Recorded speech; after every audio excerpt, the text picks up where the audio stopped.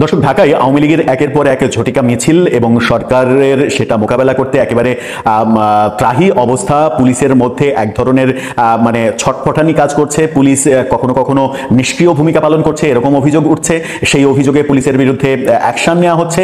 এই পরিস্থিতি শুধুমাত্র বাংলাদেশের মিডিয়াতে নয়, আন্তর্জাতিক মিডিয়াতেও বেশ বড় করে জায়গা করে নিয়েছে। বাংলাদেশের রাজনীতিতে আওয়ামী লীগ গত 19 দিনে উল্লেখযোগ্য সংখ্যক ঝটিকা মিছিল করেছে, এরকম তথ্য ডয়েচে ভেলের রিপোর্টে উঠে এসেছে। ডয়েচে ভেলের রিপোর্টকে উল্লেখ করে আবার বাংলাদেশের গণমাধ্যম ডেইলি ক্যাম্পাস তারাও একটা বড় প্রতিবেদন তৈরি করেছে। দুই প্রতিবেদনকে এক জায়গায় করলে যেটা দাঁড়ায় সেটা হচ্ছে যে আওয়ামী লীগের ঝটিকা মিছিল প্রত্যাশার চাইতেও বেশি বেড়ে গেছে এবং সেই ব্যাপারে সরকারের মধ্যে এক ধরনের অস্থিরতা কাজ করছে। এটাকে কোনোভাবে থামানো যাচ্ছে না, এমন রিপোর্ট ডয়েচে ভেলের লিখাতে উঠে এসেছে। কি বলছে তারা, প্রকৃত চিত্র কি, কতগুলো গত 19 দিনে কতগুলো ঝটিকা মিছিল ঢাকাতে আওয়ামী লীগ করলো, সেই প্রেক্ষাপটে পুলিশ কি কি ব্যবস্থা নিল এবং প্রকৃত অবস্থা কোন দিকে যাচ্ছে, এটা থামানো যাবে কিনা, বিশেষজ্ঞরা কি বলছেন, সেগুলো উঠে এসেছে ডয়েচে ভেলের রিপোর্টে। সেগুলোই পর্যালোচনা করে বোঝার চেষ্টা করব যে প্রেক্ষাপটটা কোন দিকে যাচ্ছে। থাকবেন পলিটিক্স টিভির নিয়মিত আয়োজনে।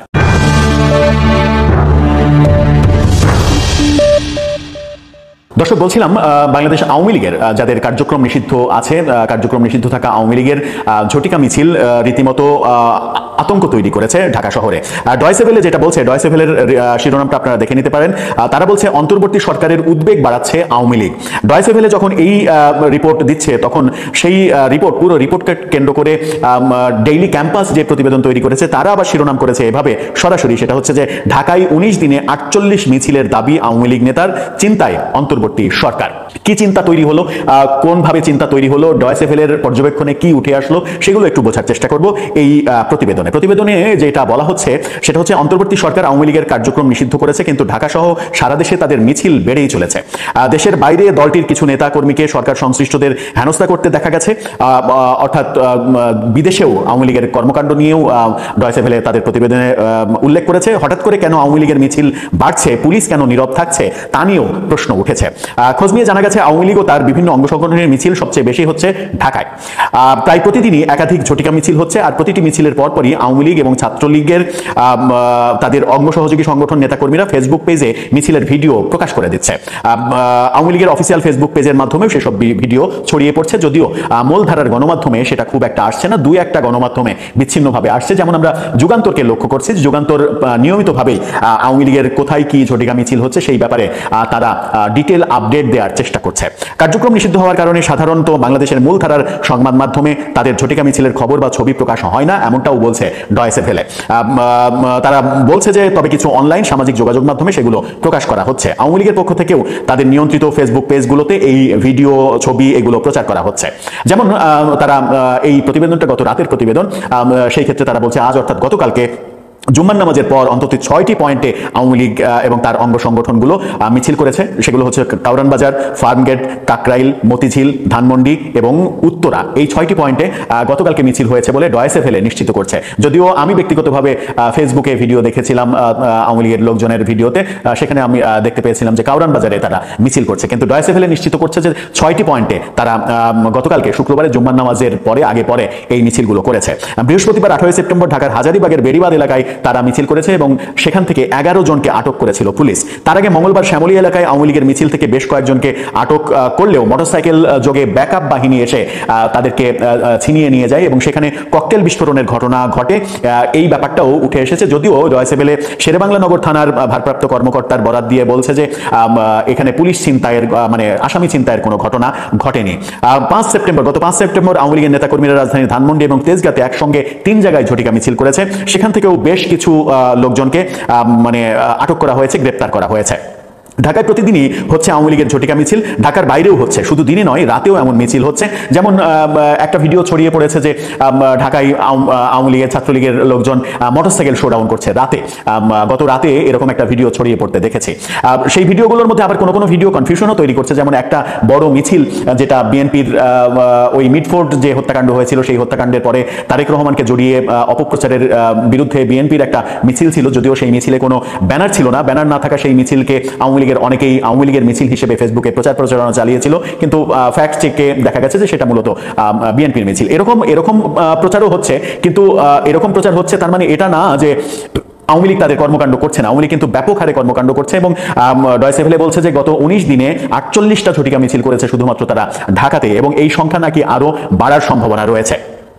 13 সেপ্টেম্বর দুপুরে বাংলা মোটর এবং গুলশানে ঝটিকা মিছিল করেছে, এবং জানা যায় যে গুলশানে প্রধান বিচারপতির বাসভবনের সামনে গতকালকে তারা মিছিল করেছে, ঝটিকা মিছিল করেছে। ঢাকা মেট্রোপলিটনের উপকমিশনার তালিবুর রহমান বলেছেন, গত 15 দিনে ঝটিকা মিছিল করার অপরাধে আমরা আওয়ামী লীগের 130 জন নেতাকর্মীকে গ্রেপ্তার করেছি, তবে তারা কতগুলো ঝটিকা মিছিল করেছে সেই সংখ্যা আমাদের কাছে নেই। ঝটিকা মিছিল থেকে শ্যামলীতে পুলিশের উপরে হামলার কথা স্বীকার করে তিনি বলেন, তারা হামলা করেছিল কিন্তু কাউকে ছিনতাই করে নিয়ে যেতে পারেনি। কিন্তু আমরা স্থানীয় ওসির তরফ থেকে সেই সময় জেনেছিলাম গণমাধ্যমে যে অন্তত 6 জনকে পেছন থেকে 25-30টি মোটরসাইকেলের একটি বহর এসে 6 জনকে ছিনিয়ে নিয়ে গিয়েছিল। ঢাকা শহরে সেপ্টেম্বরের প্রথম 19 দিনে 48টি ঝটিকা মিছিল হয়েছে বলে দাবি করেছেন এই নিষিদ্ধ কার্যক্রম নিষিদ্ধ করা প্রাচীন রাজনৈতিক সংগঠনটির আত্মগোপনে থাকা এক নেতা।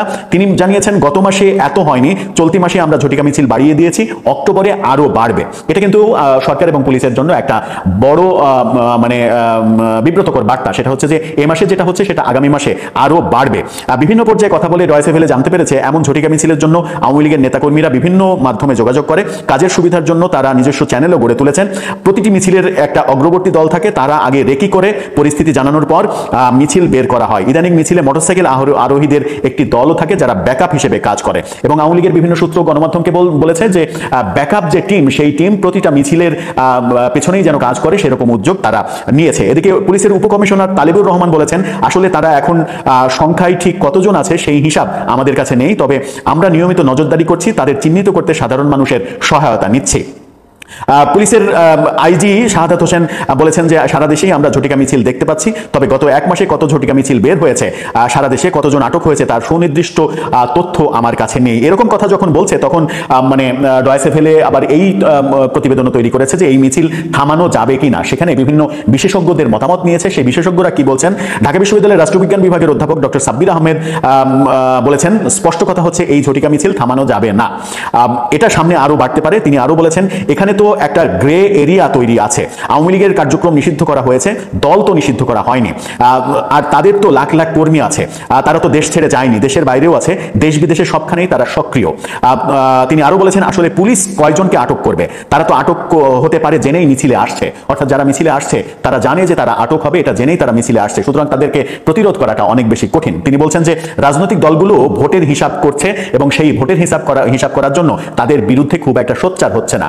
খুবই মজার একটা তথ্য দিয়েছেন এই ঢাকা বিশ্ববিদ্যালয়ের অধ্যাপক, যে রাজনৈতিক দলগুলো ভোটের হিসাবে খুব একটা সোচ্চার হচ্ছে না এই ব্যাপারে। কারণ এখানে স্পষ্ট করে তিনি বলেছেন যে বিএনপিও চাই আওয়ামী লীগের ভোটগুলো তারা পাক, জামাতও চাই আওয়ামী লীগের ভোটগুলো তারা পাক। সুতরাং এই কারণে রাজনৈতিক দলগুলো এত বেশি এই ব্যাপারে অ্যাক্টিভ হবে না, সোচ্চার হবে না, এটাই স্বাভাবিক, এবং সেটাই ভোটের মূলত রাজনীতি। তিনি আরো বলেছেন, দলটির তো শক্তি আছে, অর্থ আছে, বিদেশেও তাদের শক্তি আছে, তাই এভাবে নয়, যারা অপরাধ করেছে তাদের বিচারের ব্যবস্থা করুন, সবাইকে তো নিষিদ্ধ করা যাবে না। দেশে রাজনৈতিক সংকট যত বাড়বে আওয়ামী লীগ আরো সক্রিয় হবে, ঠেকানো যাবে না। সাংবাদিক মাসুদ কামাল বলেছেন, পুলিশের চেয়ে ঝটিকা মিছিল যারা করেন তাদের সংখ্যা যদি বেশি হয় তাহলে পুলিশ কিভাবে পারবে? ঝটিকা মিছিলকারীরা তো সংখ্যায় অনেক বেশি, তাদের মিছিল যদি বাড়তে থাকে তাহলে মনে করবেন জনগণের সাথে তাদের একটা মনস্তাত্ত্বিক সংযোগ ঘটেছে। এটা একটা খুবই গুরুত্বপূর্ণ বিষয়, যে মিছিল যদি বাড়তে থাকে তাহলে বুঝতে হবে যে জনগণ এটাকে অ্যাকসেপ্ট করছে, জনগণ এটাকে অ্যাভয়েড করছে না কিংবা রিফিউজ করছে না। এটা খুবই একটা গুরুত্বপূর্ণ পয়েন্টে কথা বলেছেন মাসুদ কামাল। তার কথা, নির্বাহী আদেশে কোনো রাজনৈতিক দলের কার্যক্রম নিষিদ্ধ করে ওই দলটিকে শেষ করা যায় না। দেশের জনগণ যদি ওই দলকে প্রত্যাখ্যান না করে, নিশ্চিহ্ন না করে, তাহলে নিশ্চিহ্ন হয় না, দলটি আরো বেশি শক্তিশালী হয়ে ফিরে আসে, ইতিহাসে তার প্রমাণ আছে। অর্থাৎ প্রত্যাখ্যান করতে হলে জনগণকে প্রত্যাখ্যান করতে হবে, জনগণকে নিষিদ্ধ করতে হবে। জনগণ যাদেরকে নিষিদ্ধ করবে তারাই মূলত জনগণের মন থেকে উঠে যাবে, একসময় বিলীন হয়ে যাবে। কিন্তু নির্বাহী আদেশে নিষিদ্ধ করে সেটা হবে না যদি জনগণকে সচেতন করা না যায় কিংবা জনগণ তাদের বিরুদ্ধে চলে না যায়। ঢাকা বিশ্ববিদ্যালয়ের সমাজ কল্যাণ ও গবেষণা ইনস্টিটিউটের অধ্যাপক ডক্টর মোহাম্মদ তৌহিদুল ইসলাম তিনি বলেন, আসলে রাজনৈতিক দলগুলোর মধ্যে যে অনৈক্য তৈরি হয়েছে তার সুযোগ নিচ্ছে দিচ্ছে আওয়ামী লীগ। এই অনৈক্য যত আরো বাড়বে তাহলে আওয়ামী লীগের ফিরে আসা আরো বেশি সহজ হবে এবং সেটা সময়ের ব্যাপার মাত্র। অর্থাৎ তিনি বলছেন যে জুলাইয়ের ঐক্য, যে ঐক্যে ফাটল ধরেছে এবং সেই ফাটলের সুযোগ খুব সহজভাবে নেবে আওয়ামী লীগ। এই ফাটল যত বড় হবে আওয়ামী লীগের ফিরে আসা ততটাই সহজ হবে এবং সেটা সময়ের ব্যাপার হয়ে উঠবে মাত্র। তার মতে যেভাবে আওয়ামী লীগের কার্যক্রম নিষিদ্ধ করা হয়েছে তাও সঠিক প্রক্রিয়া নয়। আসলে বিচারের মাধ্যমে ব্যবস্থা নেওয়া উচিত, নির্বাহী আদেশে কোনো ব্যবস্থা কার্যকর হয় না।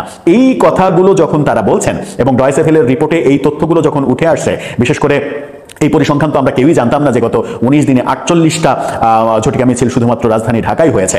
এটা কিন্তু সরকারের জন্য একটা বড় সিগন্যাল এবং সরকার সেই কারণেই নানাভাবে এই রিপোর্টে আরো উল্লেখ রয়েছে, ডয়েচে ভেলে আরো উল্লেখ করছে যে এই কার্যক্রম আওয়ামী লীগের মিছিল বেড়ে যাওয়ার ফলে উপদেষ্টা পরিষদ এরই মাঝে একটা বিশেষ মিটিং করেছে। এটা সম্ভবত এই মাসেরই 7 তারিখে তারা একটা বিশেষ মিটিং করেছে, বিশেষ সভা করেছে।